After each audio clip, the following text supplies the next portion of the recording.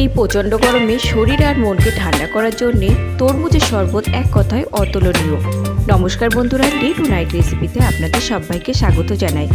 আমার আজকের recipe summer special cold drinks watermelon juice. আর এই ওয়াটারমেলন জুস বানানোর জন্য আমাদের কিন্তু খুব বেশি উপকরণের দরকার হবে না। এখানে আমি নিচ্ছি 1 কিলো সাইজের একটা তরমুজ। তরমুজটা কিন্তু আপনারা অবশ্যই পাকা দেখে কেনার চেষ্টা করবেন।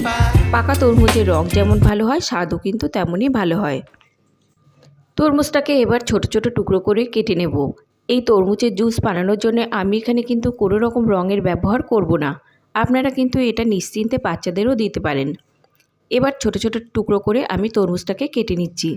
এই তরমুজের মধ্যে দানা ছাড়ানোর কিন্তু কোনো দরকার নেই। তরমুজের এই শরবত আমাদের শরীর আর মনকে ঠান্ডা করার সঙ্গে সঙ্গে আমাদের স্কিনকে ভালো রাখতেও কিন্তু অনেকটাই সাহায্য করে।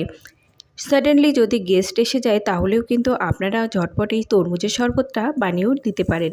এবার এর মধ্যে আমি অ্যাড করছি 2 চামচ মতো চিনি। চিনি যদি আপনাদের পছন্দ না হয় তাহলে স্কিপ করতে পারেন। এবার আমি নিয়ে নিচ্ছি ব্লেন্ডারের মধ্যে কাটা তরমুজগুলো। এবার আমি অল্প কিছু তরমুজ এখানে ছোট ছোট টুকরো করে কেটে নিচ্ছি গার্নিশ করার জন্যে।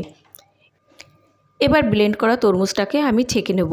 একটা পাত্রে আমি ছাঁকনির সাহায্যে ব্লেন্ড করা তরমুজটাকে ছেঁকে নিচ্ছি। এখানে কিন্তু আমি কোনো রকম জলের ব্যবহার করিনি।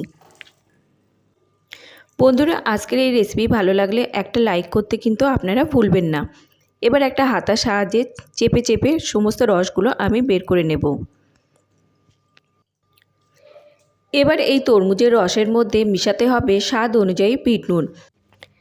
এবার এই লবণটাকে তরমুজের রসের মধ্যে ততক্ষণ মিশাতে হবে যতক্ষণ না ভালোভাবে তরমুজের রসের সঙ্গে এই লবণটা খুব ভালোভাবে মিশে যায়। জুসটাকে আমি টক মিষ্টি বানানোর জন্য কয়েকটা লেবু এখানে স্লাইস করে কেটে নিচ্ছি। আপনাদের যদি টক পছন্দ না হয় তাহলে আপনারা এখান থেকে লেবুটাকে স্কিপ করতেও পারেন। এবার দুটো সার্ভিং গ্লাসে আমি জুসটাকে সার্ভ করে নিচ্ছি। রং ছাড়া এই শরবত ছোট থেকে বড় সবাই নিশ্চিন্তে খেতে পারে।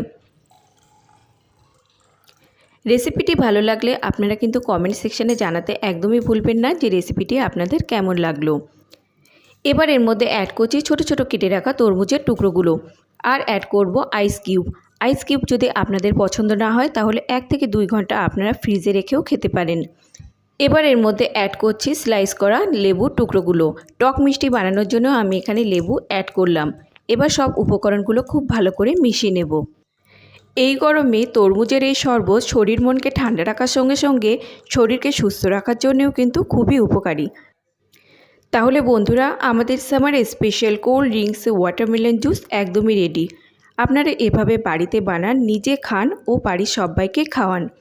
রেসিপিটি আপনারা বাড়িতে অবশ্যই একবার ট্রাই করে দেখতে পারেন আমার মতো করে। রেসিপিটি সম্পূর্ণ দেখার জন্যে ধন্যবাদ।